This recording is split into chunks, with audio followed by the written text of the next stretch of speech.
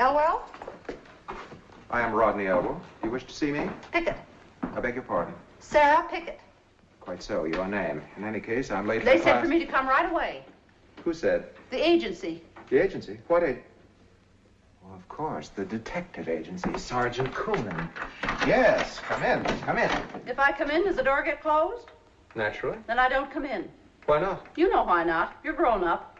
My dear Mrs. Pickett. Miss Pickett. And don't butter me up. I have conducted my affairs behind closed doors for 20 years. Not with me. You overestimate both of us. Have it your way.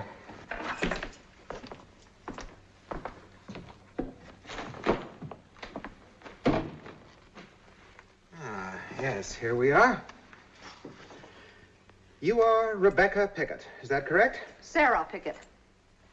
Quite so. Sarah. Rebecca Pickett is my grandma. Was your grandma? She still is. She's 103. Interesting. She's a liar. Possibly? 108 if she's a day. Probably. Miss Sarah Pickett, you were engaged some 15 years ago by one Noah Prätorius as his housekeeper? That's right. Where? Goose Creek, where I come from. Goose Creek. Goose Creek is a little village way downstate, is it not? Way back in the hills. And at that time, what was the profession of this Praetorius? He was a doc. A doc? He healed people. How? If I knew how, I'd be a doc myself. I mean, what were his methods of treatment? Well, some healers use one thing and some use another. But Doc Praetorius used them all. Once he'd give a powder, sometimes syrup, sometimes pills, sometimes a jab with a needle, and sometimes just talk. Just sit there and talk about a body's misery and talk a body into being well. Like working a miracle. Huh? A miracle worker, too, eh? Well, if my grandma isn't a miracle, what is? Your grandma? 4 times she lay down to die, and 4 times he talked her up on her feet. Told her she was going to live forever. Looks like he was right.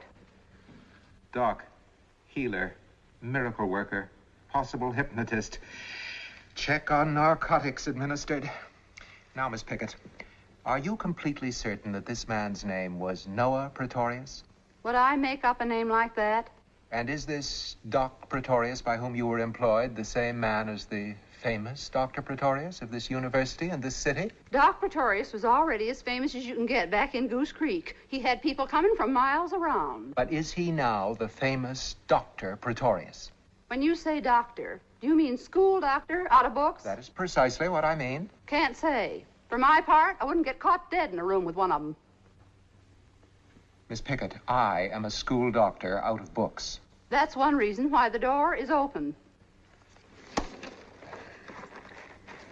This man.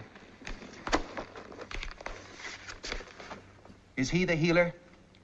The miracle worker? Is this Doc Praetorius? That's him. Only he looked younger 15 years ago. We all did. Not me. We come now, Miss Pickett, to the most important subject of all. What can you tell me about a man named Shunderson? Who did you say? Shunderson. Hello? It's Hoskins, Professor Elwell. Well, in case perhaps, Professor Elwell, you'd forgotten, the class is still waiting. Oh, yes, Professor, of course. No, not at all. It's just that, well, Dr. Praetorius is also waiting to see you. Dr. Praetorius? To see me? Well, he'll have to wait, too. But not for long, eh, Miss Pickett? What's the matter with you? What's in this for me, Professor Elwell? I thought that Sergeant Coonan had made it quite clear. He said you wanted some information from me, but also that you were going to give me a job. That's right. What kind of a job? In the dissecting rooms, as sort of a housekeeper. What I want to know is, will the job be worth it? Will the job be worth what, Miss Pickett?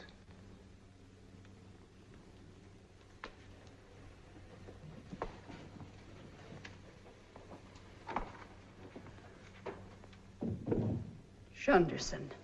Tell me about him. I didn't know very much. Nobody did. Tell me everything you knew or heard. Every detail.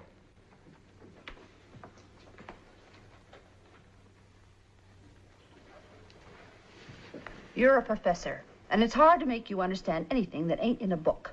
Well, most of what goes on in the world ain't in a book. Spare me your philosophy. What about Shunderson? To begin with, we used to call him the Bat. Did it ever occur to you, Shunderson, that skeletons always laugh? Now, why? Why should a man die and then laugh for the rest of eternity?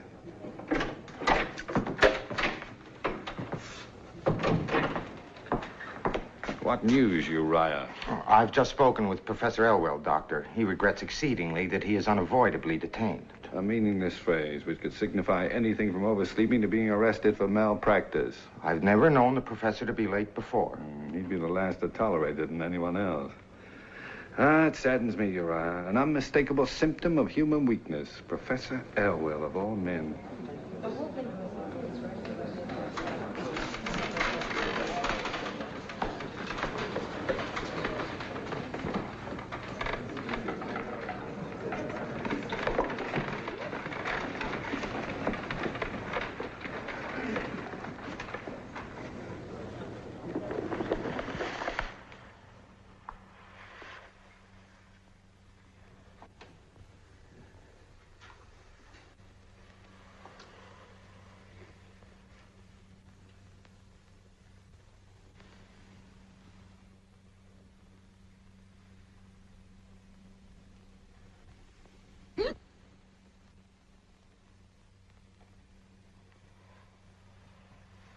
Have you your notebooks ready?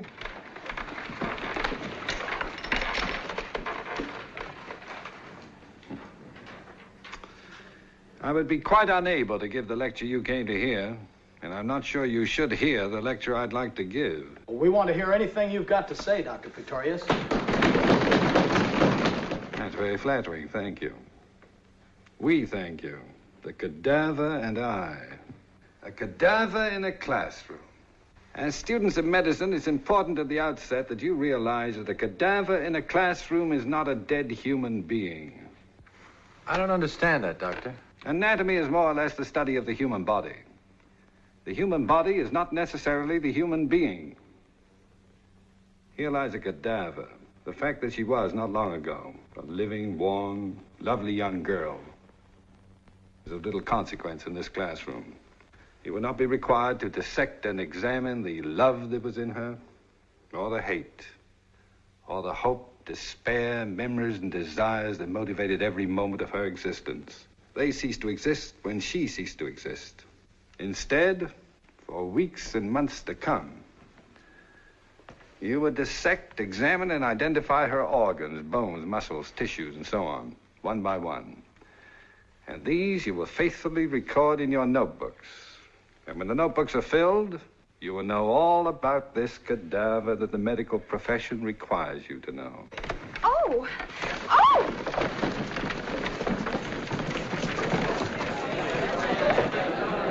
Get back. Get back. Get back. Don't touch her. Quiet down. Quiet down. The people cut scotch would know better than to crowd like this. Back up. Have you any idea why you fainted? Have you ever fainted before? How do you feel? Silly. I think you better tell a doctor about this. There may be a reason. Can you get up now? Good. Perhaps you better go somewhere and relax. You go with her. And you know, if you insist upon studying anatomy, I suggest you do not sit on the aisle. Have a candy. Thank you.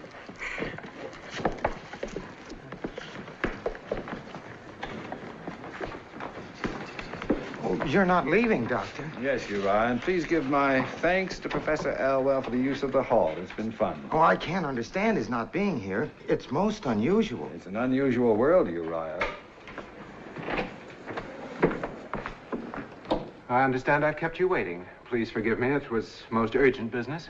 My business, on the other hand, was the eyelist of curiosity. You were going to let me know about a tumor you'd found. Ah, yes. A malignant dysgerminoma. Professor Elwell, you are the only man I know who can say malignant the way other people say bingo. A malignant dysgerminoma. Good day, Professor Elwell. Good day.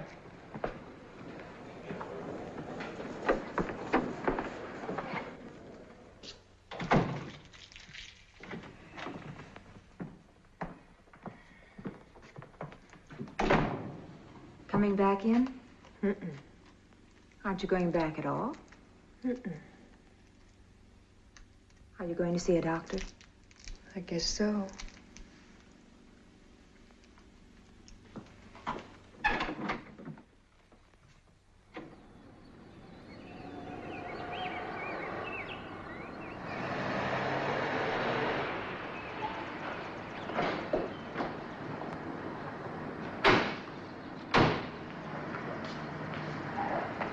Good morning, Dr. Pretorius. Good morning.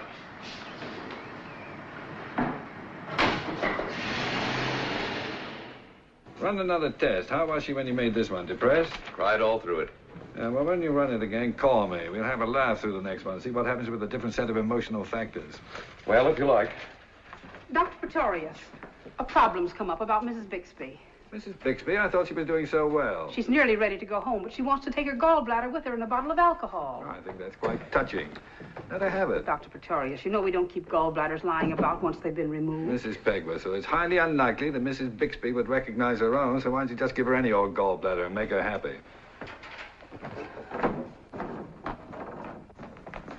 Doctor, unless all of the patients are served breakfast at the same time, I cannot operate the kitchen with our present personnel. Then hire more people to work in the kitchen. But it is common practice in There's hospitals. still more in my clinic. No patient shall be wakened from a health-giving sleep and forced to eat breakfast at a time which pleases the culinary union. But in the interest of good economy. Bad therapy is never good economy. If you must economize, do it in the doctor's dining room.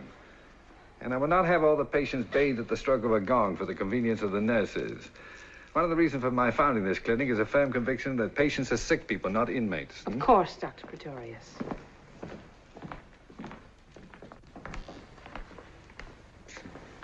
I'll bet I know what you're thinking. Here comes Dr. Happiness, the good humor man. If he tries to cheer me up or help me, I'll hit him with an ice bag, right? Wrong. Not that I blame you. One of the few places of being sick is the right to feel good and miserable, and don't let any doctor tell you differently. I was thinking, it's not much fun when you get to be old. Oh, it's even less fun if you don't get to be old. I want to die. You'd like that, wouldn't you? Just lie around in a coffin all day with nothing to do. How was last night? Just fine, Doctor. Well, if we have another good night tonight, maybe tomorrow morning we'll go back into surgery and take another look. Doctor, does it hurt when you die? Not a bit. Where'd you get that idea? They tell me there's so much pain. Oh. Did anyone who actually died ever tell you that? Of course not. Well, there you see. All this silly gossip about dying. You know, I nearly died once. When I was a kid. The doctors gave me up for lost. The nerve of some doctors giving people up for lost as though they'd found them in the first place. Anyway, I was dying, and I was in a coma. You know how it felt? No, how? It was winter at the time. And I felt as if I was flying very slowly in a sled high up in the sky. And the world below was covered in snow and ice and bitter cold. But I was warm and cozy in the back of the sled, wrapped in an ermine blanket. And then I came out of the coma. I came back to life. How'd you feel? Awful. I had a splitting headache and I vomited for 3 days. I've never felt as good being alive as I did when I was dying. You certainly make dying a pleasure, Dr. Pretorius. Well, we'll keep that our little secret, shall we? I wouldn't want that to get around.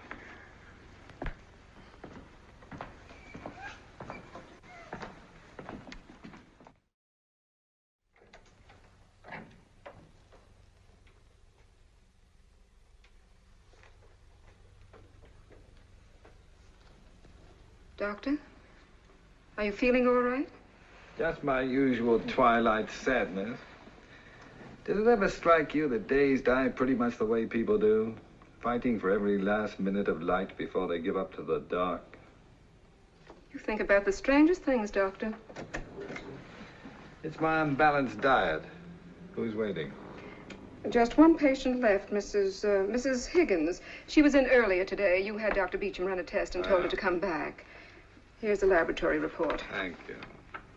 Well, the day will die on a happy note at any rate. Have Mrs. Higgins come in. Mrs. Higgins?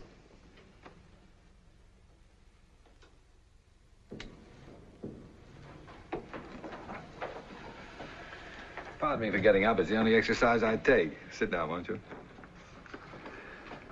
Mrs. Higgins, as a doctor, it's my duty, if at all possible, to find something for you to worry about. However, I cannot repudiate a laboratory report such as I hold in my hand. Mrs. Higgins, you have nothing to worry about. You mean everything is all right? Perfect. Then the fainting this morning, it didn't mean a thing, did it? Nothing of the ordinary. You might eat lightly, however, on the days you dissect cadavers. Oh, that? I've given that up. I wasn't really a medical student anyway, just sitting in on some courses. Well, I imagine it'll be more fun just sitting home with Mr. Higgins. Yes. Yes, it will be. I can't say how grateful I am to you, Dr. Pretorius. But just a routine examination, after all. I didn't exactly save your life. Thank you anyway. Not at all. Now, Mrs. Higgins, don't forget to have Miss James give you another appointment in about a month. In about a month? To see you? Of course, if you can afford it, it might be preferable to have a regular obstetrician. In that case, there are several I'd be pleased to recommend. But didn't you say that I had nothing to worry about? That everything was all right? It couldn't be any better, Mrs. Higgins. You're pregnant. Are you sure? I mean, couldn't there be some mistake? There's always a possibility of error. However, with a result as positive as this, that possibility is remote. After all, it wasn't a very thorough test. I mean, it only took a couple of hours. I thought in order to be sure you had to wait weeks. Not anymore. Nowadays, we find out about everything a lot more quickly than we used to. About life, and even about death. Now, they used to use a little pink rabbit for the pregnancy test. But now they use a frog. Not nearly as cute, but it's a lot faster. Only 2 hours and just as certain. The name of the frog, by the way, is Ranapippians. Sounds like a movie star, doesn't it? You're not married. What about the baby's father? It has no father. That would true. It'd be the first time in the annals of biology. I have no husband. But when he knows about the baby... He'll never know. I got a telegram the other day.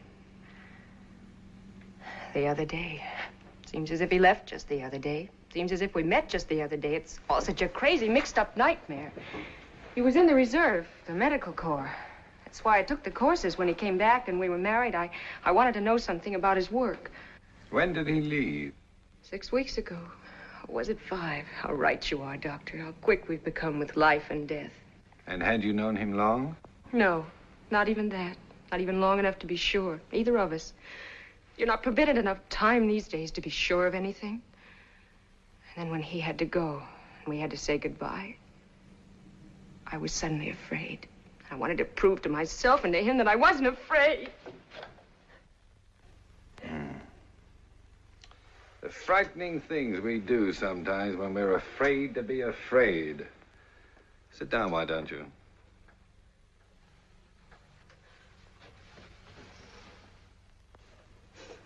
What are you afraid of now? I'm not. Then stop behaving as if fear was something to be ashamed of. Stop being such a pompous know-it-all. You don't even know what I'm crying about. Do you? Yes. Miss Higgins. I can't call you Miss Higgins. What's your first name? Deborah. Blow your nose. There's tissue in the top drawer. No, here. Well, I can't speak with as much assurance as I usually do because you just called me a pompous know-it-all. I'm sorry. Don't be. I do get pompous. But I'm really not a know-it-all. As a matter of fact, right now I'm confused. By what? Well, it seems to me that if you were crying because of the father of your baby, the time for you to cry would have been when you thought you weren't pregnant. Not now that you know you are. Isn't that so? So, he isn't the reason.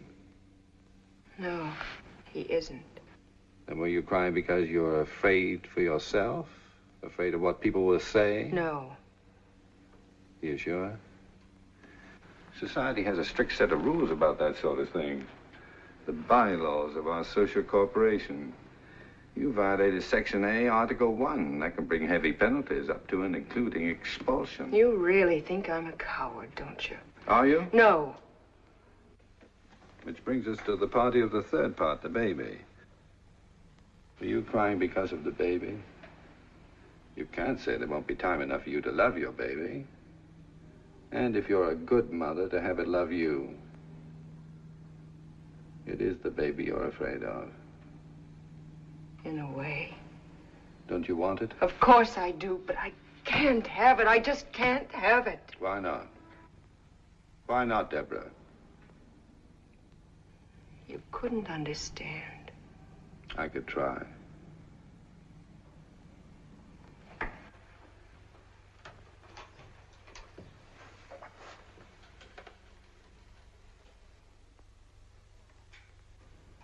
Because of my father. You can never tell about fathers. They can be suddenly understanding at the most unexpected times. He's the most understanding and most gentle man in the world. Well, then? I'm all he's got. If he knew about this, it would kill him. Oh. Well, if you're all he's got, then the baby will give him just that much more. He couldn't live if he knew. Deborah, no man could be as gentle and understanding as you say and still so deeply prejudiced. It's got nothing to do with prejudice. Then what has it to do with?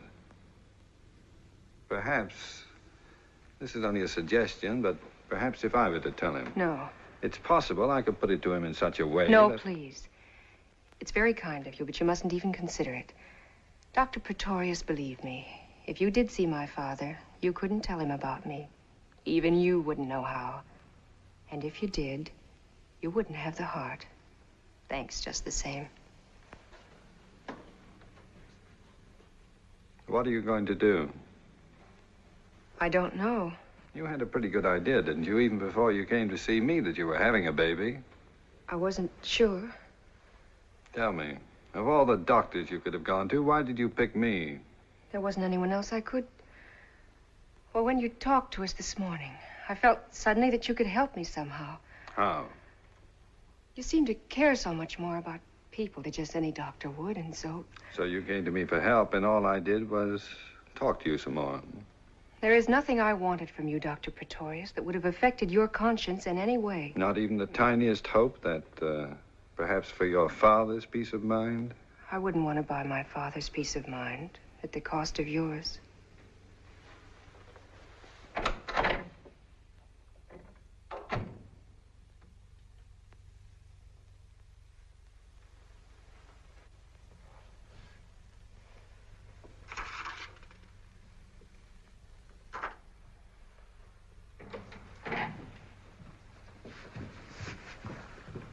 Did Miss Higgins make another appointment? Miss Higgins? Sorry, I meant Mrs. Higgins, of course. No, Doctor. She left without saying a word. Sometimes, Shunderson, it seems to me that half the women who come in here want babies they can't have, and that the other half... She's old enough to know what she's doing, and to take what's coming to her. I never want to hear you say anything as idiotic and heartless as that again. But, Doctor, For one thing, you're a nurse, and for another, you're a woman. I'm ashamed of both of you.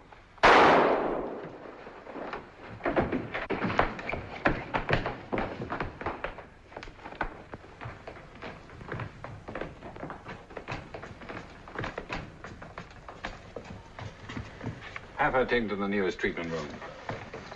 You prepare her yourself. Left side, flesh wound. Doesn't look too bad. Get Billings for intravenous anesthesia. Yes, Doctor.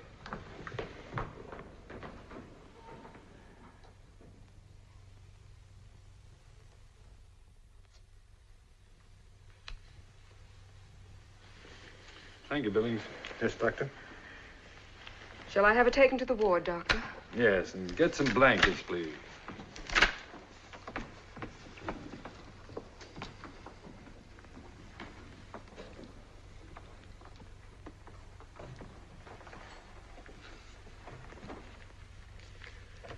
Is it bad? It's a good thing most people haven't the foggiest notion where the heart is actually located. She didn't even come close. Why'd she try to kill herself? I imagine, Shunderson, that when people need help the most, it must sometimes seem as if they're all alone in the world. Isn't that true? Then she'll try it again. She's still all alone. And if there's still nobody to help her, she'll try it again.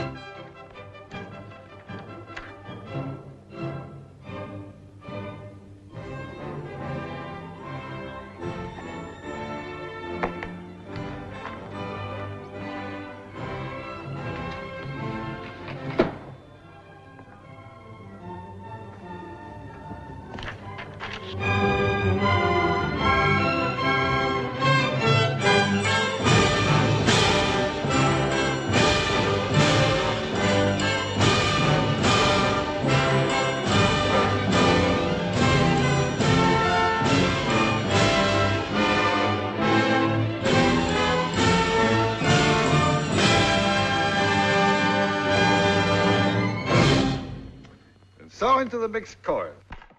How are they coming along? Just fine, Dr. Pretorius.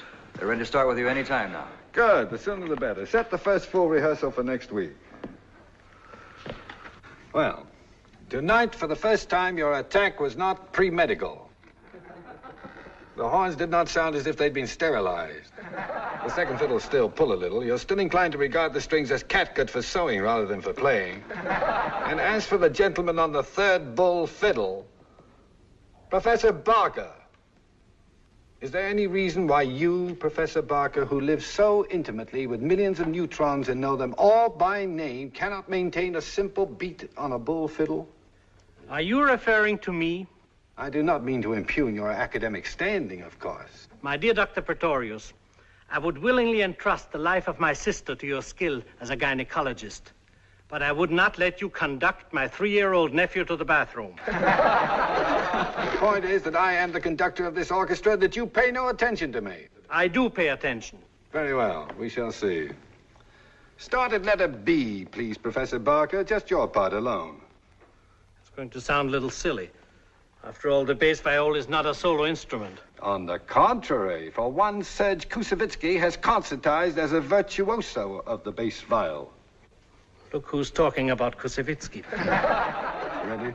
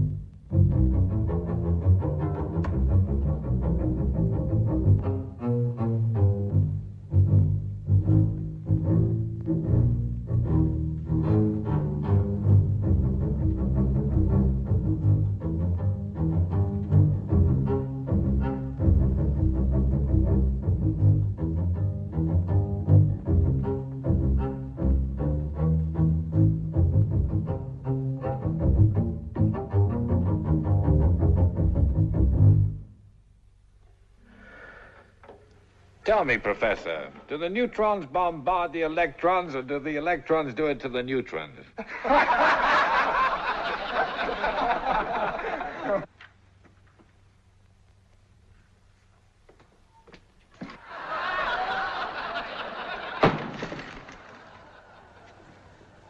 Same time next week. Thank you and good night, all. Oh, man. I'm glad with you.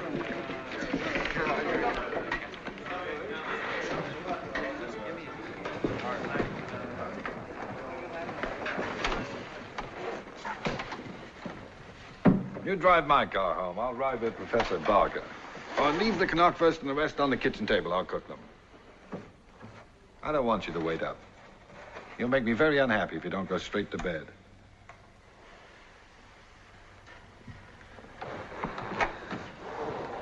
He gets up before I do and won't go to bed till I'm asleep. I keep forgetting he can't stand these long hours anymore. Noah, there's something I want to talk to you about. Here and now? Well, it's fresh on my mind. Just for a minute. Sit down.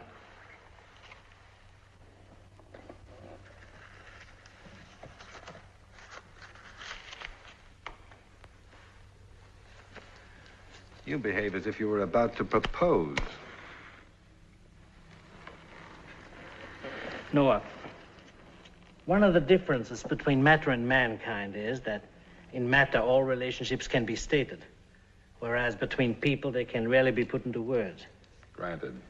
Now, I want you to know that I'm your good and devoted friend. I've been aware of that for some time, and I am yours. Therefore, I have the right to point out to you that there are occasions when you behave like a cephalic idiot.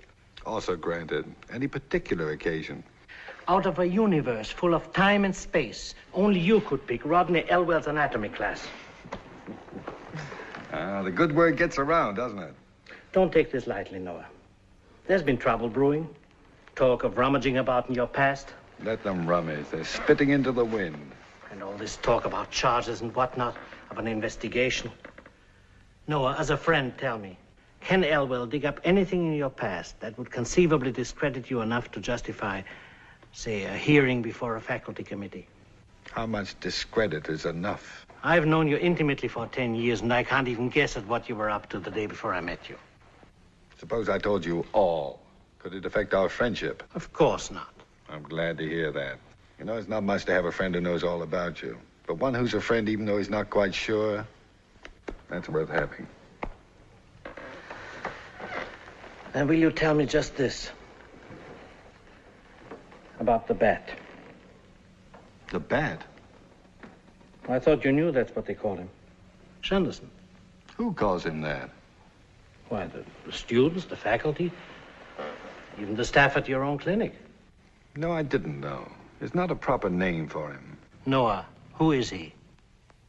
A man named Shunderson. Where does he come from? Why is he with you day and night, everywhere you go? I have no right to tell even you anything about Mr. Shunderson.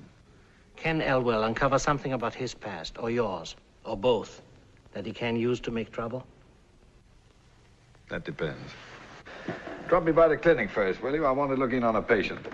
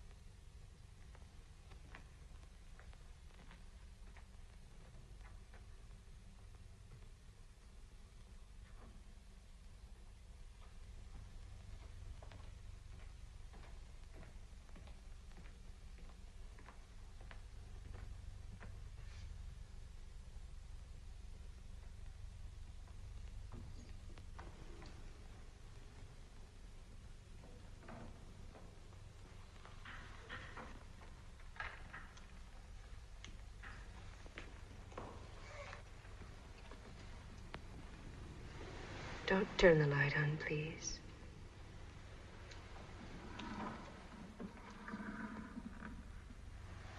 You've been crying again. That doesn't necessarily follow. Well, that's a pretty good guess when a woman wants the light kept off. Either that or her face isn't on. I don't mind being seen without makeup. I don't mind seeing you without makeup. You know all about women, don't you? Not nearly enough. I don't mean just as a doctor. Not even as a doctor. Deborah, I've got something to tell you. And as a pompous know-it-all... I didn't mean that even when I said it. As a pompous know-it-all, it isn't going to be easy. But do you remember the remote possibility that I thought could never occur? About the frog being wrong? Well, the frog wasn't wrong. But you got the wrong frog. It seems the possibility of a laboratory assistant making a mistake is not remote at all. I don't understand. 2 tests were being run at the same time. One had a positive result, and the other negative. Through unforgivable negligence, your report read positive when it should have read negative. Then I'm not having a baby after all. You're not having a baby after all. Sleep well. You've got nothing to worry about. That's what you think. Now what are you crying about? It's just awful. What is? To think I had to go and tell you all about myself and what I did. Now it turns out I didn't really have to. Well, it did you good to have someone to tell it to. But not to you. Why not?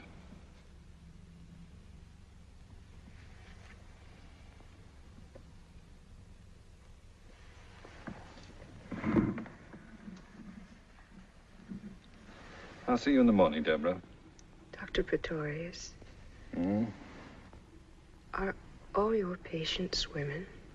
Almost. Guess they all fall in love with you.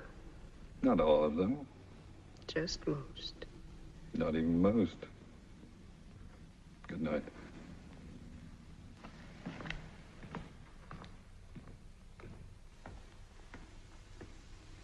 What a mess.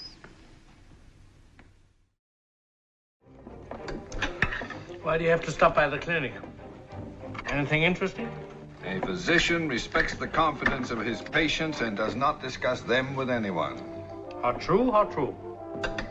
Was it the young girl who tried to shoot herself? Mm-hmm. Why? Because of an unpremeditated baby. Her condition pretty bad? Better than yours on the whole, just a superficial flesh wound. Then why drive all the way up to the clinic to see her?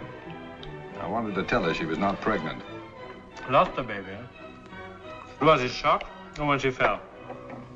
She's as pregnant now as she ever was. And why in the name of good sense tell her that she isn't? Pregnancy, my dear boy, is not a state of the mind. Here, get me some of Mankiewicz. 2 reasons.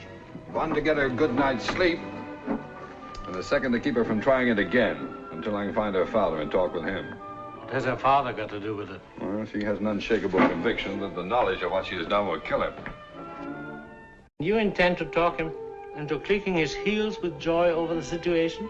I intend to convince him either to be compassionate about it or to convince her that her father will survive her disgrace and that her chief responsibility is to the baby. Noah. Yeah? Has it ever occurred to you, aside from certain medical considerations, that most of this is none of your business? Thanks. No? What is my business? To diagnose the physical ailments of human beings and to cure them. Wrong. My business is to make sick people well. There's a vast difference between curing an ailment and making a sick person well. We won't go into that. I'm too tired. Besides, doctors bore me. Just one little question. What have you great men of science done with atomic energy to make people well? Hmm? That's wonderful sauerkraut. It tastes like sauerkraut used to taste. There's a German woman who makes it in a barrel. I'll send you some. More beer? Yes, please. Sauerkraut belongs in a barrel, not a can. Our American mania for sterile packages has removed the flavor from most of our foods.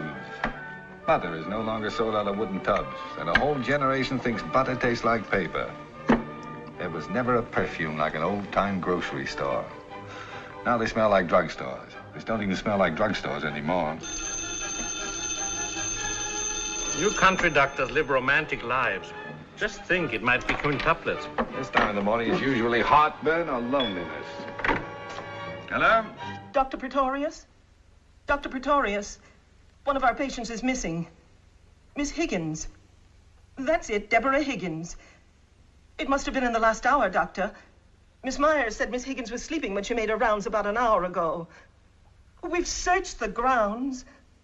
Doctor, I just can't imagine how she got out. I can tell you exactly how she got out. By walking down the corridor and out the front door, just as I did a couple of hours ago. No, don't notify the police. I'll take care of it in the morning. Keep looking, of course. And let me know if you find her. Good night.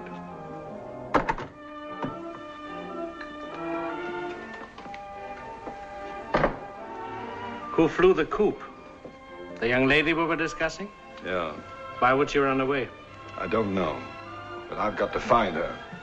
I should think so. It seems you've got some important information about her that she hasn't got.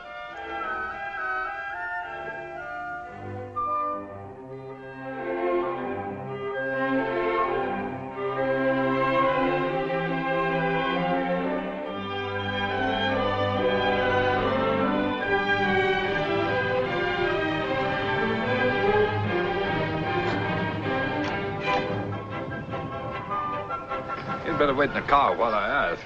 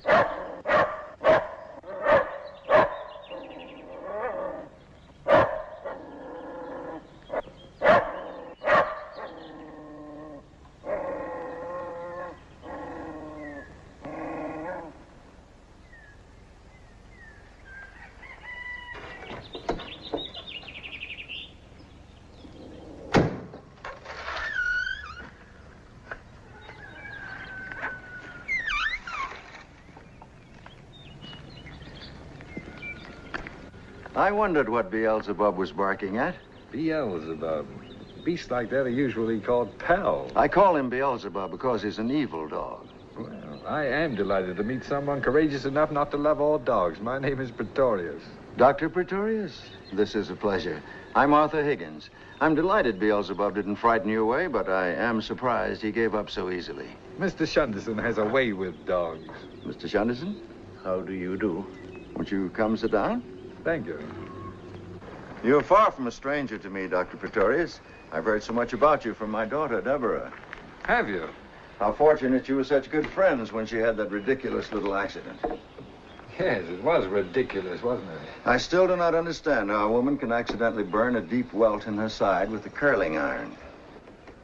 Well, it's not uncommon for women, female students in particular, to curl their hair, eat, read, and telephone all at the same time. The results are often disastrous. Yes, I imagine it could have been worse. Much worse. I happen to be devoted to porch sitting. If you'd rather go inside. Oh, this is very pleasant. And I see that you're properly protected against too much fresh air.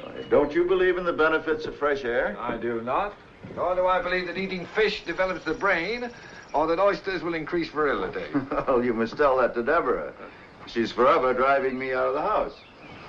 You're an unusual man of science, Dr. Praetorius. You're an unusual farmer, Mr. Higgins. But I'm not a farmer. This isn't my farm. It belongs to my brother. I see. Then you're just visiting here. You might say I'm staying here. We need help. Beelzebub crawled in under the ice house and he won't come out. Beelzebub belongs under the ice house. Deborah, we have guests. Yes, I see. Hello, Doctor. Hello, Mr. Shunderson. I was wondering about that nasty little burn you got from the curling iron. It's fine. It's been almost a week, and since we happen to be driving out this way... Happen to be out this way, hours from your clinic in the university? Dr. Praetorius has far-flung interests. Then I'm sure both he and Mr. Shunderson will be interested in joining us for Sunday dinner. No, really, we couldn't impose upon you. Dr. Praetorius must have more important matters. Nonsense. We can't let them drive miles to get here and send them away unfed. We'd love to have you. We'll be happy to stay.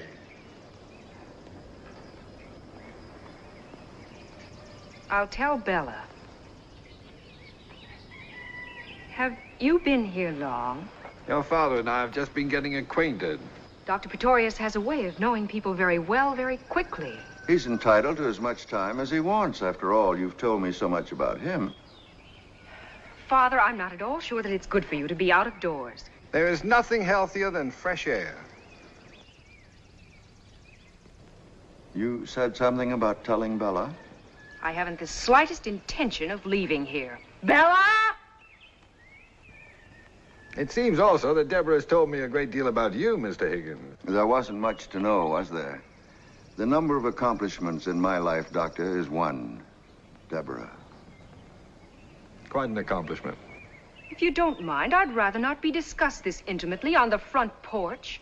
On the front porch, you're in a test tube. It is obvious that you're going to be discussed. So why do you insist upon remaining where you're not wanted? Well, why should you want to discuss me? There's nothing to discuss, is there? Deborah, Dr. Praetorius has not driven this great distance to see Beelzebub or to inquire whether you're being more careful with your curling iron. It's quite apparent that he's come to talk with me. Now, go and tell Bella there will be 2 extra for dinner. Somebody yelled for me? Yes, Bella. These 2 gentlemen are staying for dinner. Mr. John know about it? There's plenty of food. Mr. John better know about it. I'll tell him. He's doing his books now, and he don't like to be disturbed. I'll tell him when he's finished, Bella. Well, I'll put 2 plates on anyway. You left the peas half done. I'll be right in. I would like to help. Oh, Mr. Shunderson. Really, it isn't necessary. Don't let him. It's a good idea. He'll be of great help.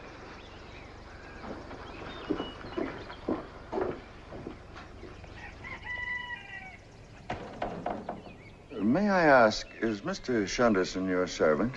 He's my friend, but he likes to help. I see. Dr. Praetorius, I referred a moment ago to Deborah as the only accomplishment of my life. I'm sure you were being modest. Oh, she's more than my only accomplishment. Quite simply, she's my only contact with and reason for what is sometimes described as life. If you'll permit a rather lurid analogy, Deborah is my heartbeat. Mr. Higgins, please don't feel that you have to tell me anything. No, I want to tell you about myself for just a moment. I can't say what makes me want to. Perhaps it was Bella's rudeness. Perhaps because I think of you already as a friend. Have you got a match? No. I smoke too much anyway. The Mr. John Bella seems so concerned about is my brother. He owns this farm. He owns the food I invited you to share, the beds we sleep in, the clothes we wear, Deborah's tuition, and the tobacco in my pipe. The pipe is mine. I have other possessions, some scrapbooks, a thin volume of poetry, mine too. It was published, but it didn't sell, of course. And Deborah, and the memory of my wife. I wondered about her. She died when Deborah was very little. In London. That's where Deborah was born. What were you doing in London? I did the same thing, Dr. Praetorius, in most of the major cities of the world. I failed miserably at whatever it was I tried to do. We haven't any matches. What? Oh, it's become a nervous habit, I guess. My brother John never left this farm. Physically, mentally, spiritually, or in any other fashion. I don't imagine John's been more than 100 miles from this porch in any given direction. When you left the farm, what did you set out to be? Nothing in particular, except to be as far from here as possible. I remained both throughout my life, far from here and nothing in particular. I was an indifferent journalist, a minor poet, an ineffective teacher, a wretched businessman, unable to provide properly for my wife and child, and then not even for just my child. When my heart gave way, it seemed to me that my functions had achieved a unanimous failure. And so I applied to my brother for permission to return here with Deborah as a complete dependent, which I am in every sense of the word, including being listed as such in his income tax report. And now, if you'll excuse me, I'll ask John about dinner. Perhaps it would be better if you didn't. Please, I'd consider it a favor. Would you like to come inside? No, I'll stay out here for another minute.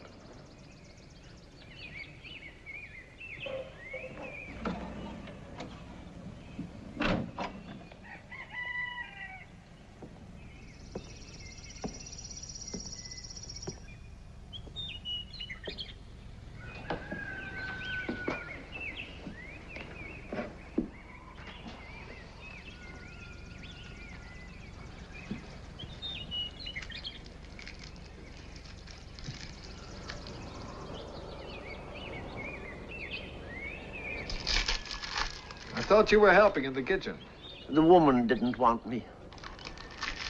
I can't say I approve of the company you keep. The dog is frightened and unhappy. He has that in common with most of humanity. It's not going to be easy. What you came here for. Let's go for a walk.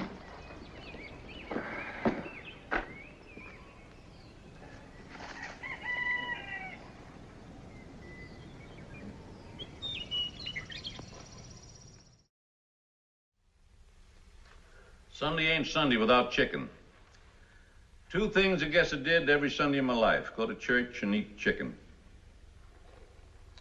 Don't you ever eat chicken on a weekday? Only on Sundays.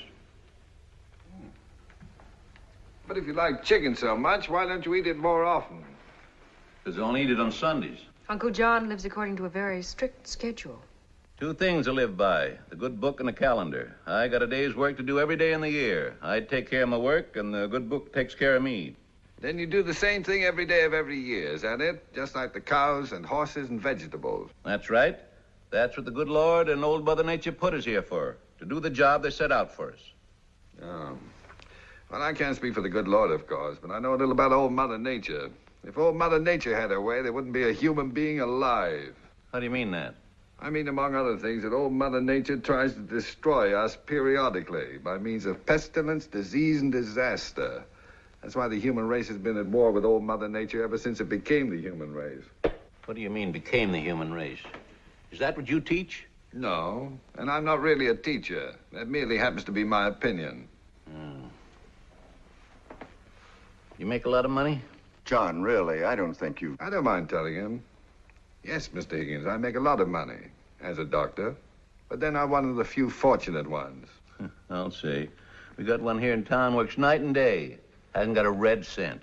If you had a teacher here in town, he'd be a little worse off than even your doctor. But then the government doesn't pay them for the patients they don't treat or the children they don't teach. Oh, you mean like I get paid for not growing some crops? I never could figure that one out. But then, never ask too many questions about it. Never look a gift horse in the mouth.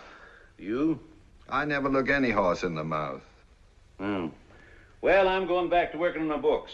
Then I'm going to sleep a while till it's time for my radio programs. Off my schedule today, income tax. I ain't complaining, though. Got more deductions than I thought. Doc, do you mind if I put you and your friend down as a couple of feed salesmen? Flattered. Just don't call me Doc. That way I deduct the whole dinner. Every little bit helps. I write it all down in a book. Most of my equipment don't cost me a thing, writing it off year by year. What's it called, Arthur? Depletion and depreciation. Yeah, that's it. Means it's running down. Don't work so good as it did. One thing about teachers and writers and such, they have less bother with their income tax than farmers and oil well owners. That's so? Why? Because their equipment is talent and a highly developed mind. And when they run down and don't work so good as they did, the depletion and depreciation can't be written off their income tax. See what I mean? What's so smart about them? Don't play the radio loud while I'm sleeping, Arthur. No, John.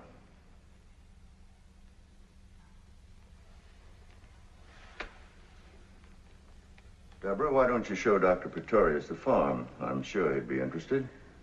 Just a lot of depletion and depreciation, that's all. That's it, before it's all written off. I'll get a sweater and meet you outside.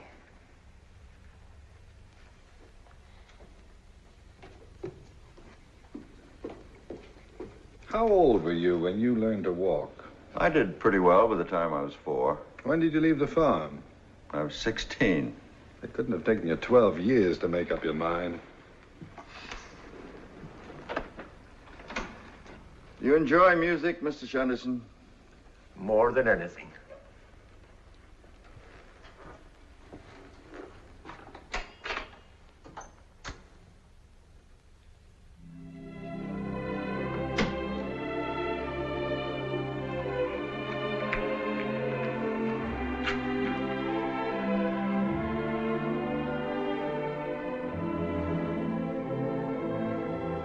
Mr. Shenderson, Dr. Pretorius has come here to ask Deborah to marry him, hasn't he?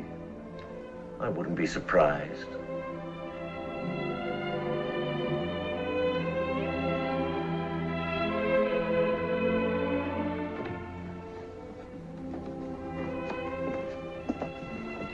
This, as you see, is the dairy.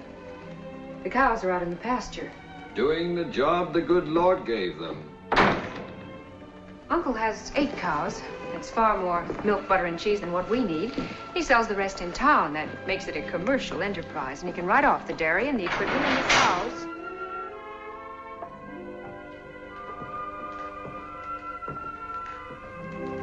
I think I like the dairy best of all. It's certainly spotless, isn't it? The Board of Health is very strict about that. Where'd you hide Bella when they come around? Under the ice house? Down here. This room is for the separator and things. I'd stay out of there if I were you. You might get caught in a room with a dead end.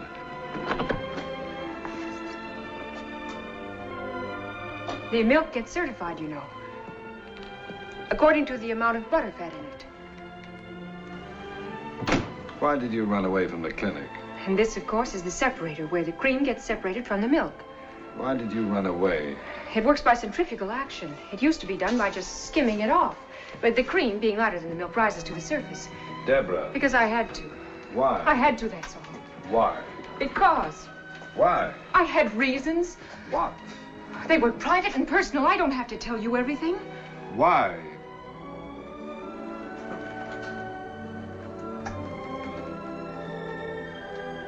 I'm in love with you. What makes you think so? I can't give you symptoms. It's love, not measles. Am I being pompous again?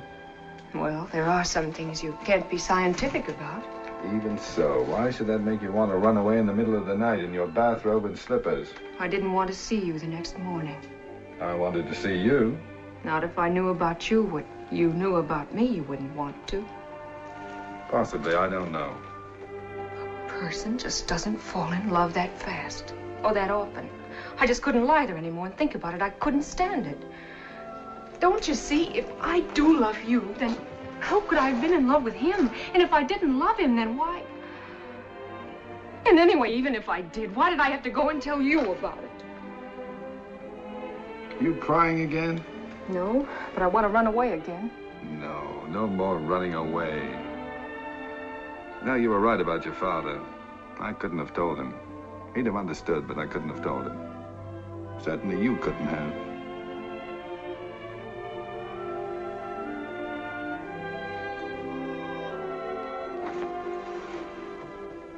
Now you tell me something. Why did you come here? What do you mean? It couldn't have been to talk to my father. Well, as a matter of fact, Because if it was, what about? There wasn't anything to tell him, really, was there? Well, no, not really. It was A just superficial flesh wound like mine. You weren't worried about my condition, were you? Of course not. Going to all the trouble of finding me, searching the registrar's records and whatnot. Why did you come all the way out here? I don't know, really. I think you do know. What's your first name? I can't go on calling you Dr. Pretorius. Noah. Why did you come after me, Noah? You know, what you said before about cream being lighter than milk, that wasn't quite accurate. Noah's a cute name. My real name is Ludwig. You see, cream is the oily part of the milk. It's not actually a separate product. I prefer Noah. In homogenizing milk, for instance, the particles of fat become emulsified. I do not want to appear unladylike about this, but I'd feel silly acting coy. So that the cream becomes part of the general body of the milk. With you, of all men. You couldn't have come out here because you wanted to talk to my father. And you couldn't have come out because you were worried about my health. And there comes a time when a patient asks a doctor questions. Why did you come all this way just to see me, Noah? I did have a reason, you know. I know. No, you don't. But it doesn't seem to matter at the moment. You're being pompous again at the moment. You'd be surprised how unpompous. Then what are you being?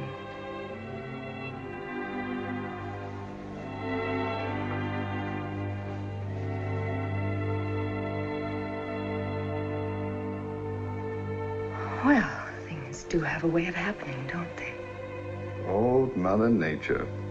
Old Mother Nature knows best.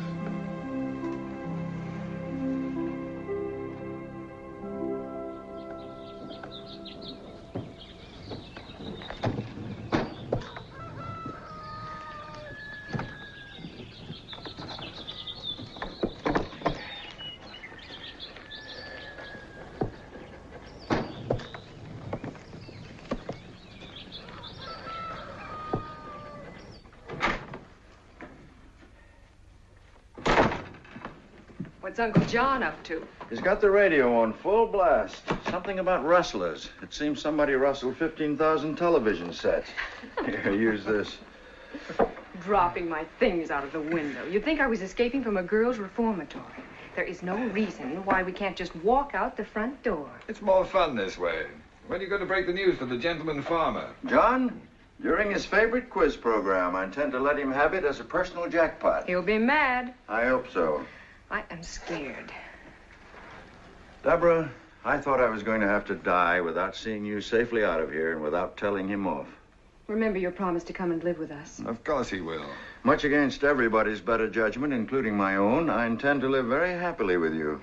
I'm still scared. There's nothing that John can do to either of us. Oh, she's not scared of John. She's scared of me. Pompous know-it-all.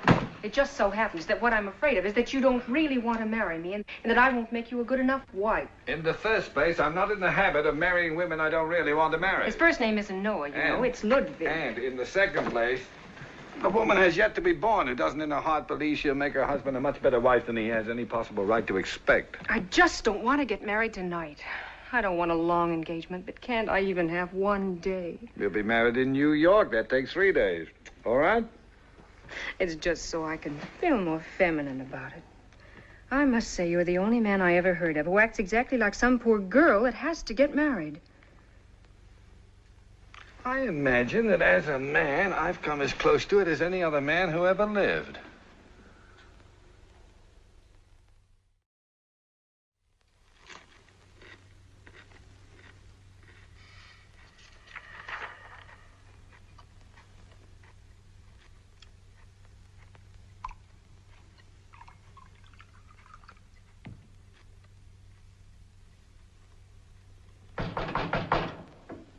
Come in.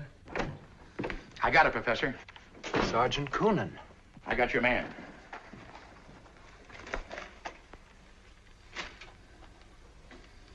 Excellent. Is that the same Shunderson? Very probably. Could you identify him from this? Almost positively. You got to do better than very and almost. My dear man, this newspaper appeared in 1917. The photograph is 34 years old at least. The identification may not be entirely positive, but it satisfies me. We got to be sure. Get me a new picture of this character. There are none that I know of. Mr. Shunderson has always manifested a violent aversion to being photographed, even to snapshots by students. Want me to handle it? Please. Okay. Comes tomorrow, we slap a tail on this monkey. Mr. Coonan, I have spoken to you about this before.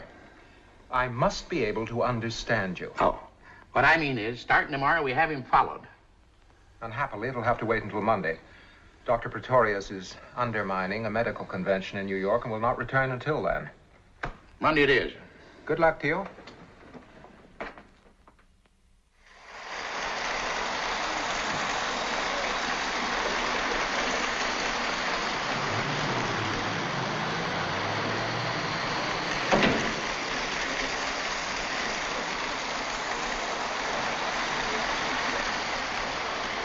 May I be of service to you, madam? Yes, you may. I want to buy an electric train outfit. Very fancy and very elaborate. It's for a birthday. Oh, I'm sure we can find something nice.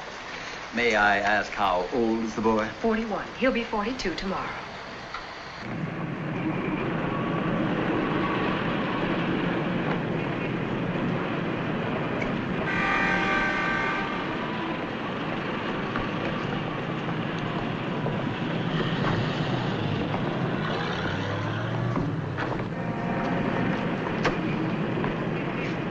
Mr. Shunderson.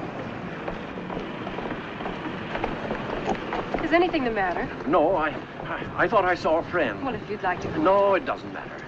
Then would you help me with the trains? We've got more equipment than the Union Pacific. Sure.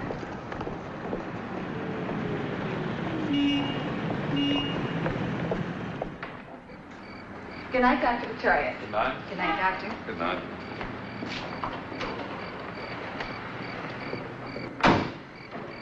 I think you should know. Someone took my picture today. Give me one to wear in a locket around my neck. It wasn't that kind. He ran away after he took it. I see. Perhaps it would be better if I went away, too. No. You've made a great career. You have a home now, a wife, responsibilities. No.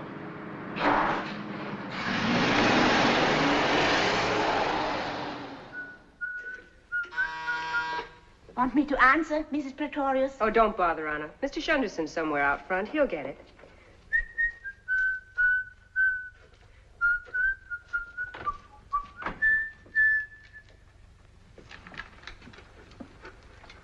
Professor Elwell from the university. At this time of day? What about? He's come to see Dr. Praetorius in very urgent business. Shall I call him? Certainly not. Dr. Praetorius is not to be disturbed. I'll talk to Professor Elwell.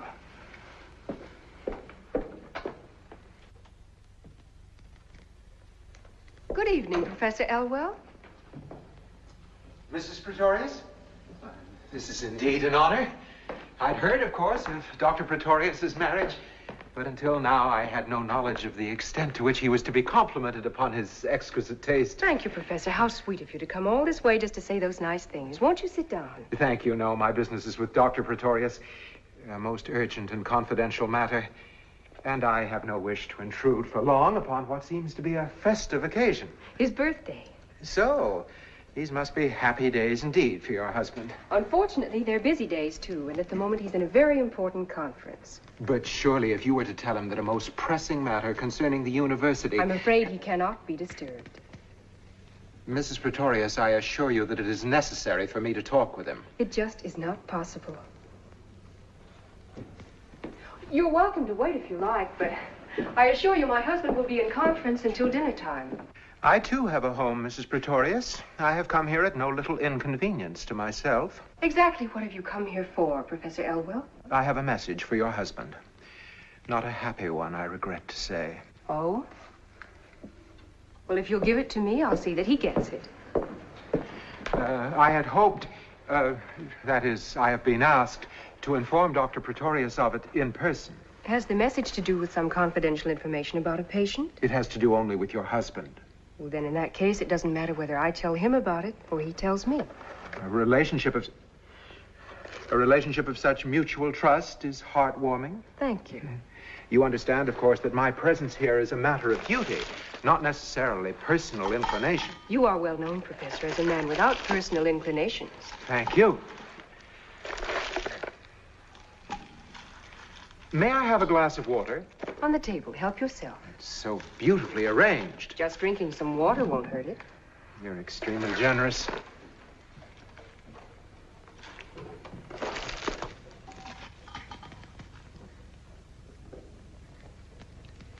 Mrs. Praetorius, there have been for some time now persistent, but obviously unreliable rumors about your husband.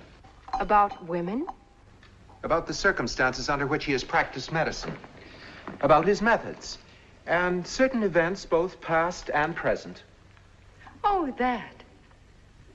And in view of certain disclosures, unfounded, of course, which have come to light recently concerning both Dr. Praetorius and his most intimate associate. My husband is intimate, only with me. The dean of our university has asked me to present to Dr. Praetorius a list of the charges that have been brought against him. Who brought these charges? Dean Brockwell invites your husband to disprove these charges. In confidence, of course. Should your husband be unwilling to accept this offer of a private hearing, then the dean will have no recourse other than to summon Dr. Praetorius before a faculty committee for an open discussion of the charges in question. They must be pretty serious. What are they? I'm not privileged to reveal them. But you know what they are. Unhappily, I do. This must be a great strain on you, Professor. The performance of one's duty in a profession founded upon such high standards of honor, dignity, learning, and ethics. One thing you can be sure of, my husband isn't going to sneak into the dean's office to clear his name in private. You'll drag those nasty, vicious rumors of yours right out into the open and get rid of them in the open, where you've been spreading them. Mrs. Praetorius, you're not being objective. We are discussing my husband, not a kidney. You are also leaping at conclusions. All rumors need not necessarily be vicious and nasty. It depends upon the viewpoint. I am pretty well committed to one particular viewpoint, Professor. Quite so. Well, I must be going.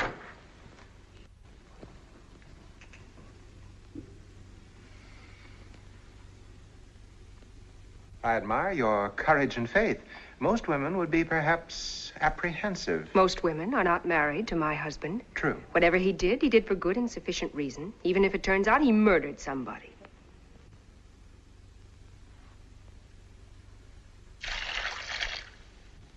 I have never had occasion to envy Dr. Praetorius.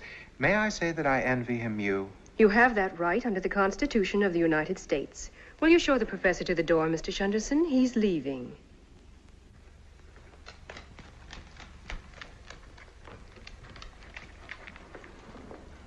Thank you for your hospitality. Drop in any time.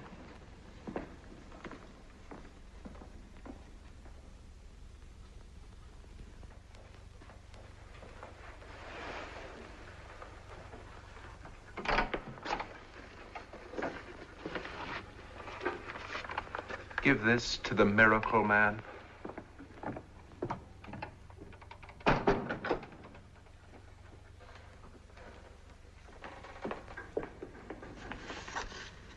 I'll take it to him.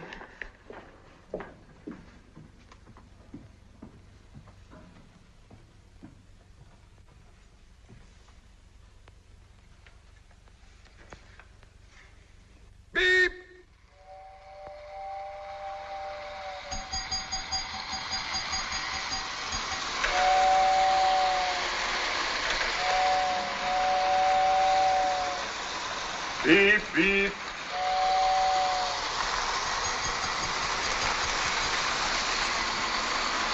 Beep, beep, beep.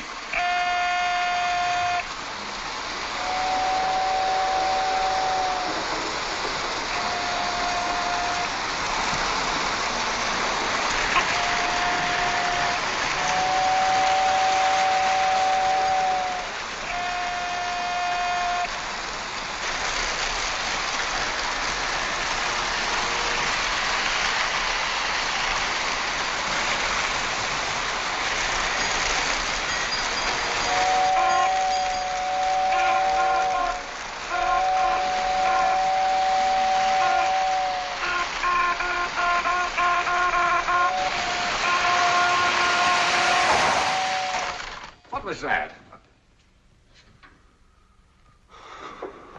Darling. Professor Lionel Barker. What happened? What happened? Did your train leave on beep, beep, or beep, beep, beep? Beep, beep, beep. Your signal was beep, beep. Arthur's signal was beep, beep. Mine was beep, beep, beep. We'll soon find out about that. It was beep, beep, beep, and... What a bloody mess. And whose fault is it, my fine atomic friend? You can't go around smashing everything you see. You know everything isn't atoms. Yes, it is. Not for smashing it isn't. Not in my house and not my train. Deborah, get out of the way before Professor Barker smashes you. He's on a smashing ban.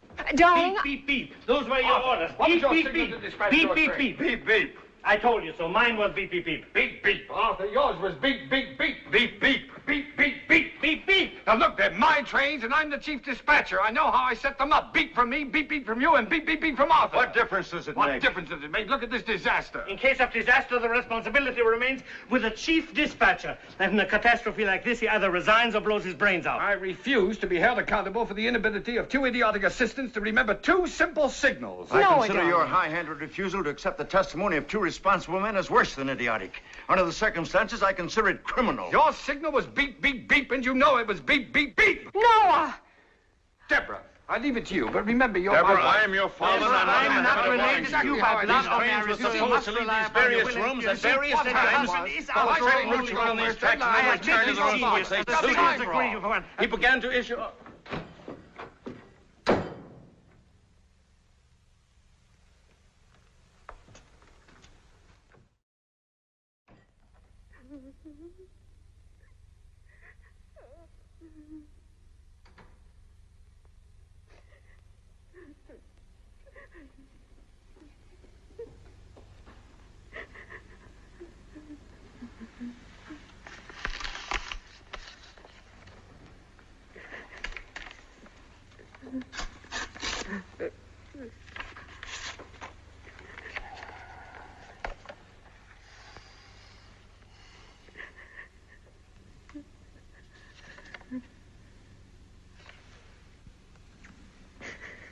Is this what you're crying about?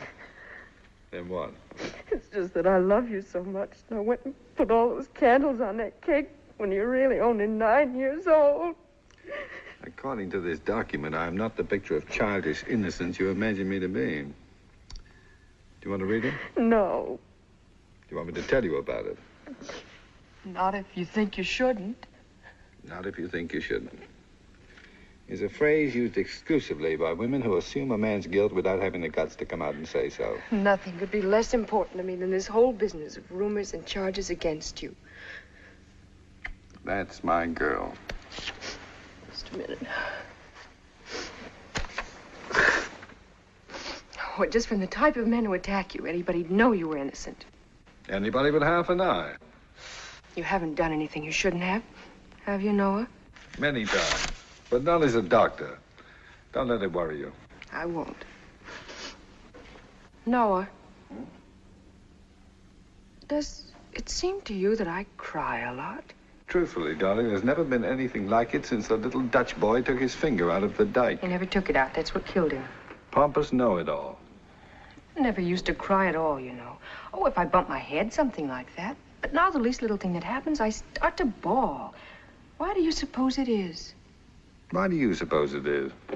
Well, I get upset so easily these days, and I used to be, well, if anything, sort of calm, even placid about things. What did you say the name of that frog was? What frog? The one that gets pregnant in 2 hours. The frog doesn't get pregnant, darling. It just shows certain indications. Well, I'm beginning to show certain indications. Anyway, I think I am. I feel so silly talking to you about it. No, I understand. It's the kind of thing you'd rather discuss with a doctor. I don't pretend to be an expert about such things, but I've always thought I was a fairly normal adult young lady who knew roughly what every fairly normal adult young lady should know. Right now, I feel like a kind of idiot Elsie Dinsmore. What seems to be your problem, Mrs. Praetorius? I'm confused. I can't figure anything out. I'm all mixed up. Heaven knows, after all I've been through these past few weeks, I've got a right to be, but not this mixed up, not this confused. Married exactly 2 weeks and 3 days. Noah, darling, forgive me for being little Nell from the country about this, but is it possible that I could be having a baby already? Little Nell, Elsie Dinsmore, or Catherine the Great. It is entirely possible. Well, if it's possible, then you should be the first to know. It is also probable. Do you mind? Comes the dawn, I'll stand on that windowsill and crow. Comes the dawn next December, you'll be walking the floor with it. Next September. December, dear. September. Now you're getting mixed up. This is April. December. September. My dear Dr. Pretorius, unless they've changed the rules about how long it takes, or unless there's a new way to count, I make it December. Oh, there's nothing wrong with the way you're counting. You're just not starting back far enough. Well, how can I possibly start any farther back than... No. Oh, no.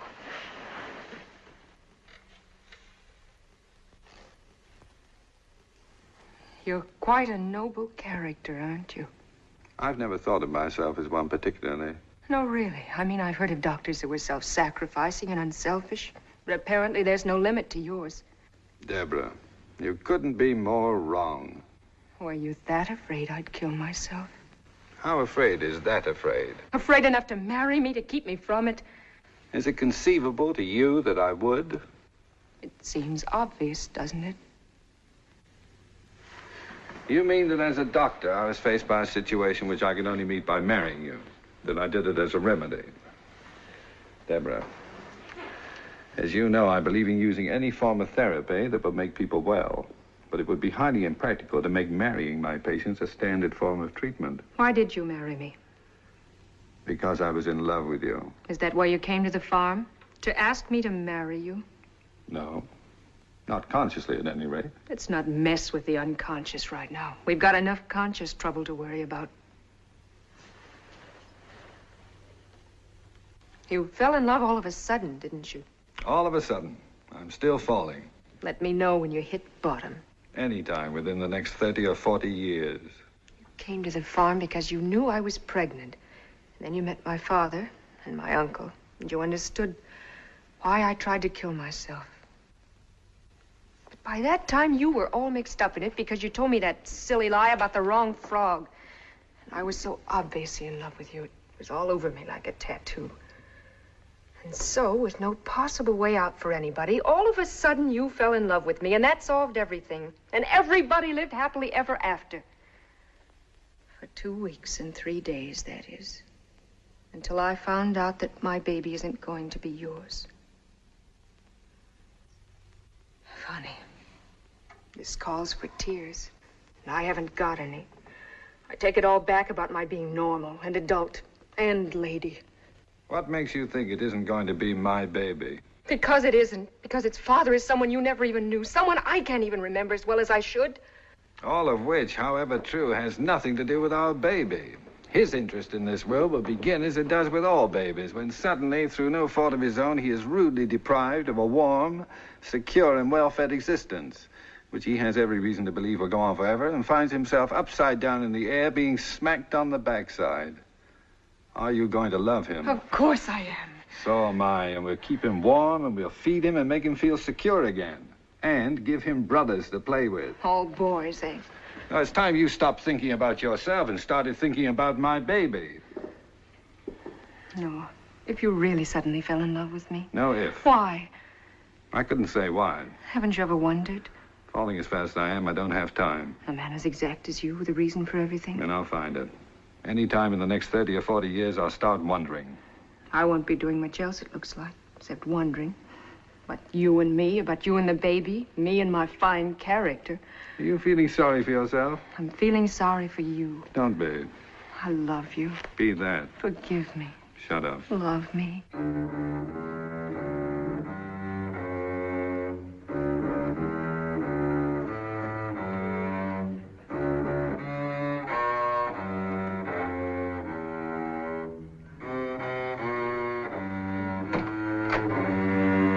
Dinner is served. I have forbidden you to bring that disgusting echo chamber into my house. As your friend, it is my duty. Am I not the master in my own house? To provide for your wife some contact with a world of sensitivity of which you have no knowledge. Here, here. A happy birthday to you. Happy birthday to you. Happy birthday, dear Noah. Happy birthday to you.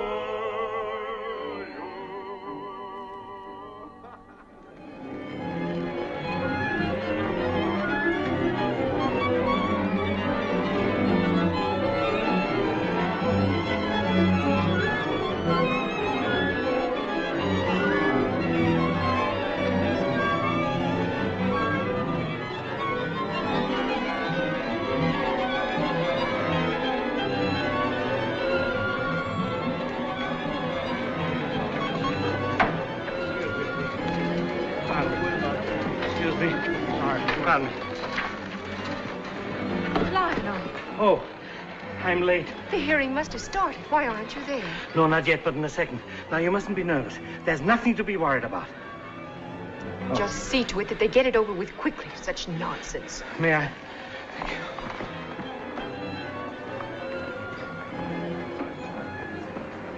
How dare they hold their silly investigation the same night as the concert? It's unforgivable. It may be worse. From what I hear, Professor Elwell and his gang insisted upon it. They consider it unlikely that Noah will conduct if the hearing goes against him. The reasons for it could then hardly be kept confidential. The hearing will not go against him. And besides, Noah would conduct on his way to be hanged.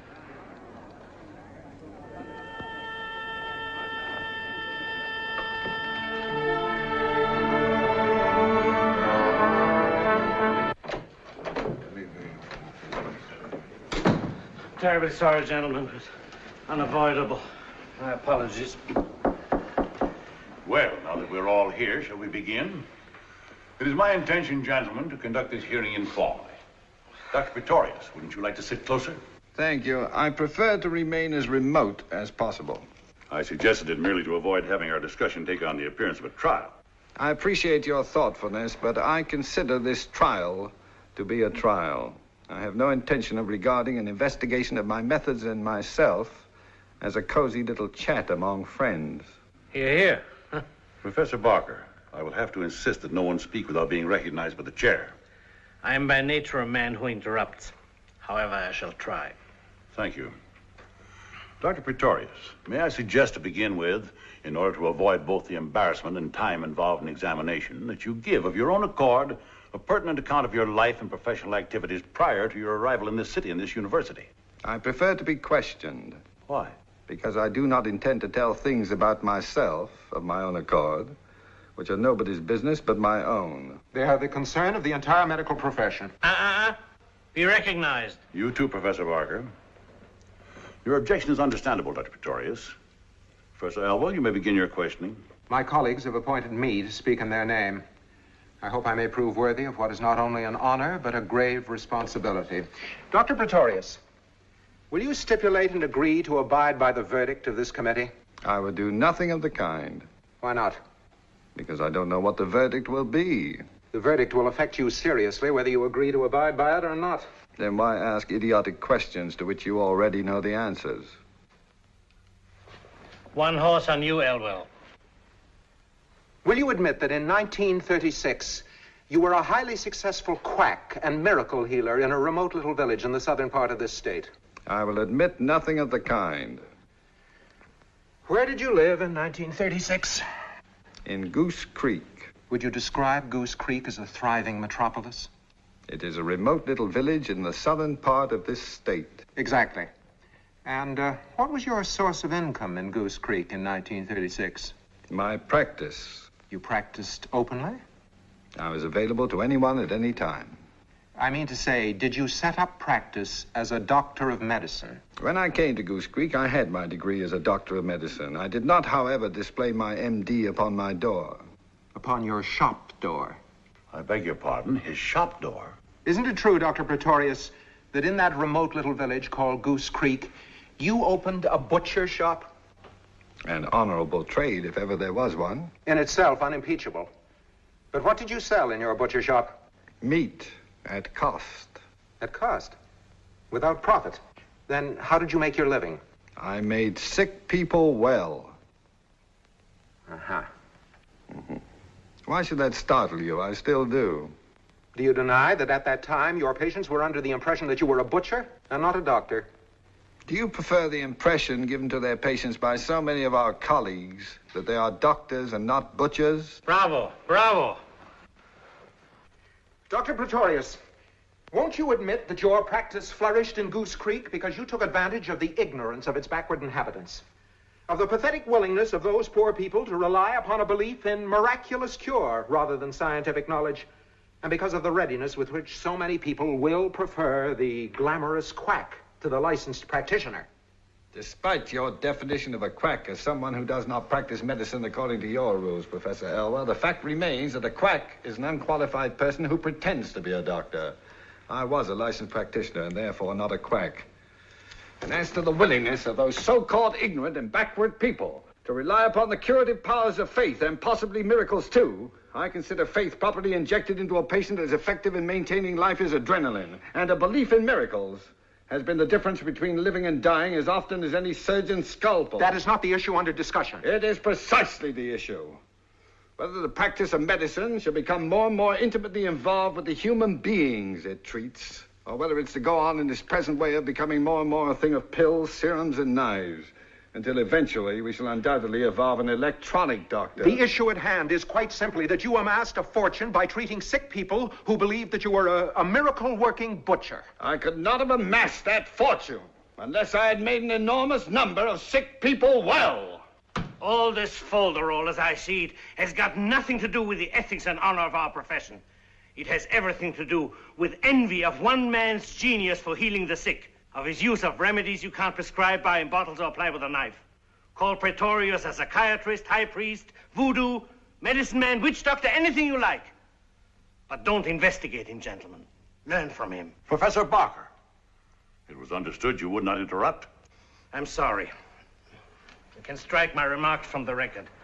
I'm sure you all agree with me anyway, so why don't we call this whole silly thing off and start the concert?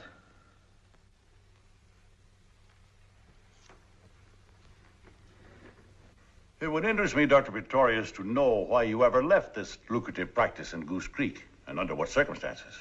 I'd always intended to leave when I'd acquired enough money to start a clinic of my own. As it turned out, I left a little sooner than I'd planned. You see, I'd fired my housekeeper. She was falsifying my grocery bills and splitting the money with the grocer. Unfortunately, she had previously discovered my medical diploma in a bottom drawer of my desk. In revenge for being fired, she let it be known around Goose Creek that I was not a butcher at all, but a licensed MD. I was confronted by a crowd of angry townspeople and forced to admit the truth. I narrowly escaped being run out of town on a rail. Any more questions, Professor Elwell? A great many more, thank you.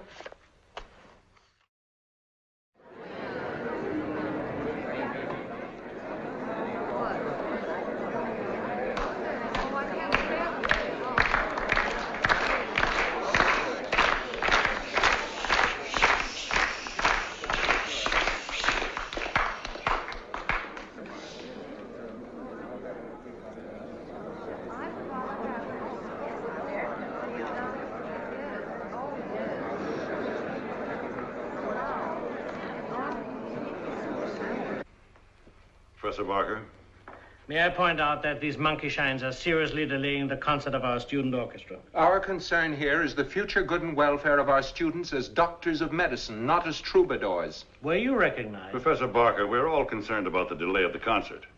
The fact that this hearing conflicts with it is a most unfortunate coincidence. You don't believe that any more than I do. Continue, Professor Elbow.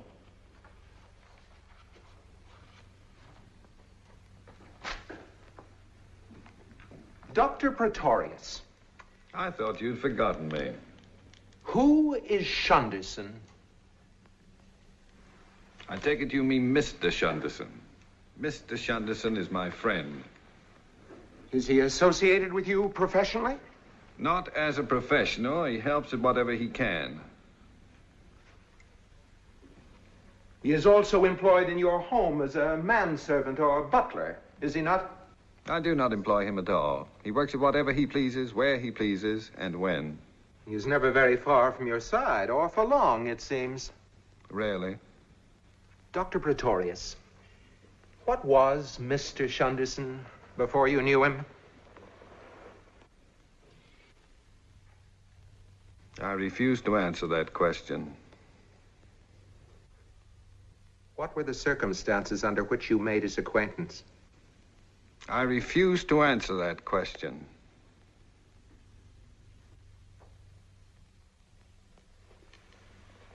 You have always evidenced a remarkable tolerance for this strange and mysterious man. His qualifications have been questioned. His blundering and slow-wittedness have caused complaint, and yet you have protected him at all times to the fullest extent of your authority. His qualifications concern no one but me, since his responsibility is to no one but me. As to his so-called blundering and so-called slow-wittedness, perhaps I overlook them because I know the reason for them. And is the reason of so delicate a nature that you cannot divulge it even here? I have no right to divulge it anywhere. May I suggest to you then, Dr. Praetorius, that your refusal to divulge it is not out of loyalty to Mr. Shunderson, but is due to some unsavory and dishonorable coercion upon you, because the reason, which has been so delicately characterized here, has to do simply with Mr. Shunderson having been a convicted murderer.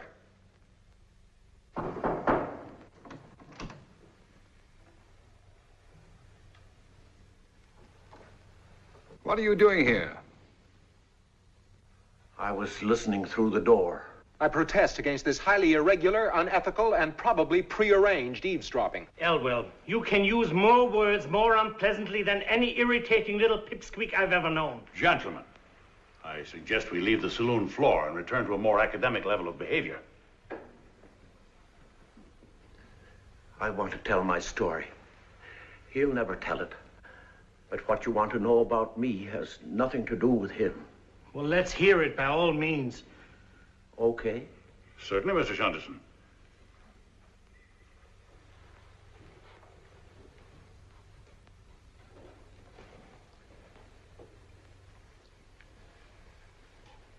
Okay.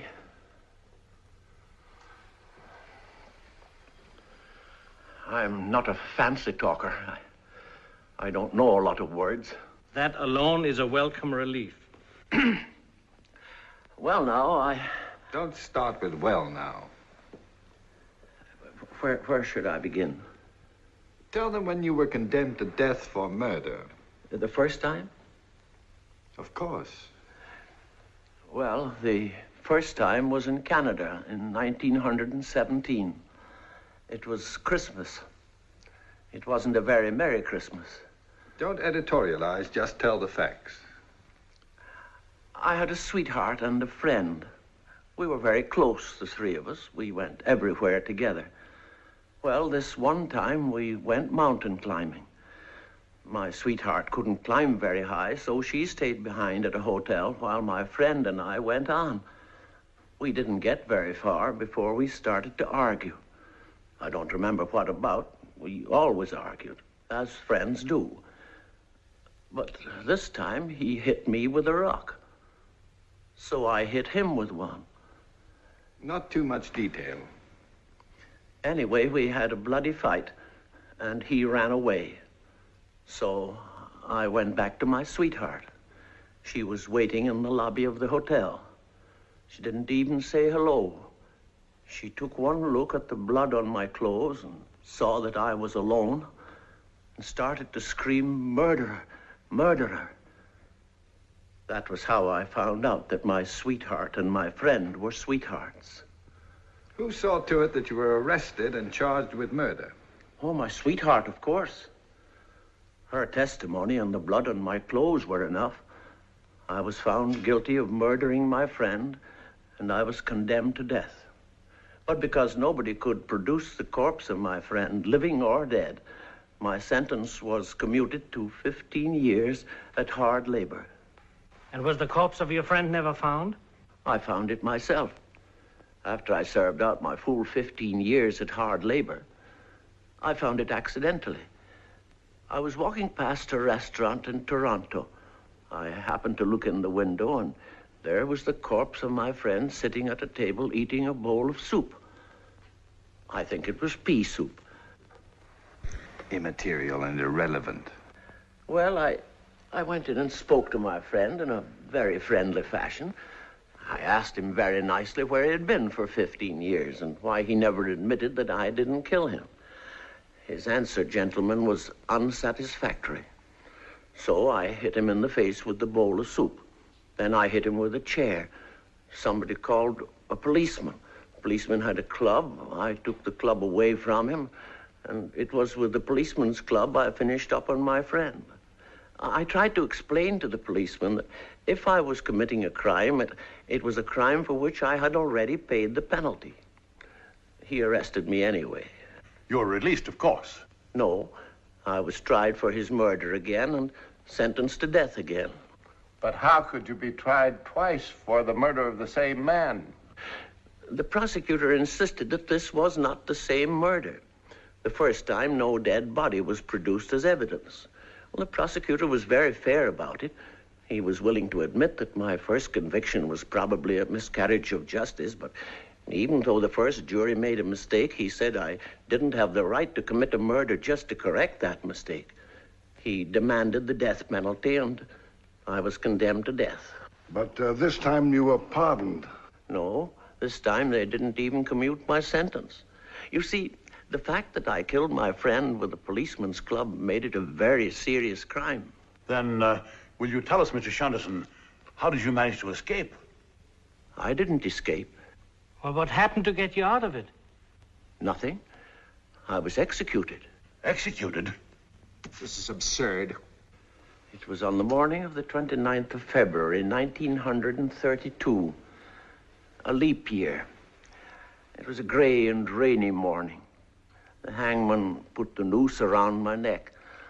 And then we had to wait because some official forgot his glasses. They held an umbrella over me so I wouldn't get wet. And then the official's glasses came. He read something. The minister prayed. I closed my eyes and thought of my mother. The floor went out from under me, and that was that. I must protest against this fantastic and childish assault upon our intelligence. You be quiet. Then what happened? The next thing I felt was a finger with a rubber glove on it.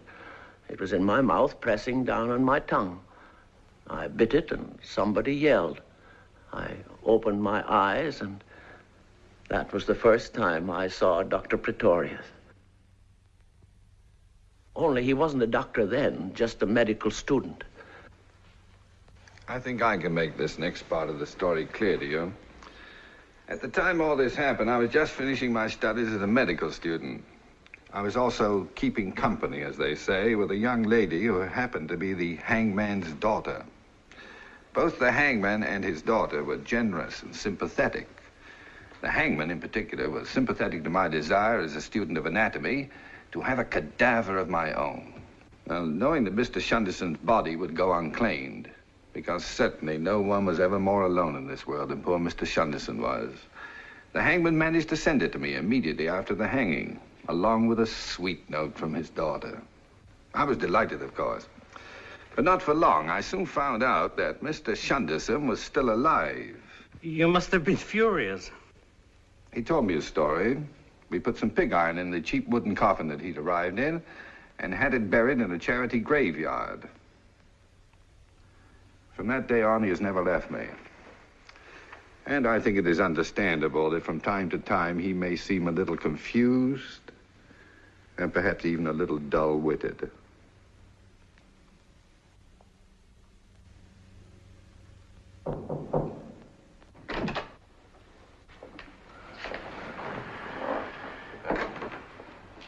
I don't mean to intrude too much, gentlemen, but I'm sure that by now you must have made up your minds. Deborah, a wife simply does not come barging into a room when her husband is being investigated. After all, if he's innocent, he's late for the concert. And if he isn't, well, he'd better start conducting anyway, because he may have to earn his living at it. I am of the opinion the hearing is at an end. Do you agree, Professor Elwell?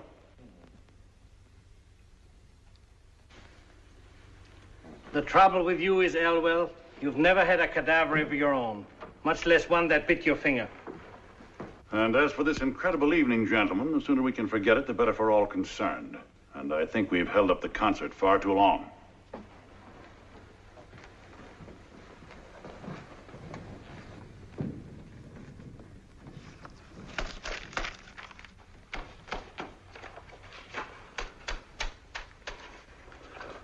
Professor Elwell, you're a little man. It's not that you're short, you're little in the mind and in the heart. Tonight you tried to make a man little whose boots you couldn't touch if you stood on tiptoe on top of the highest mountain in the world. And as it turned out, you're even littler than you were before.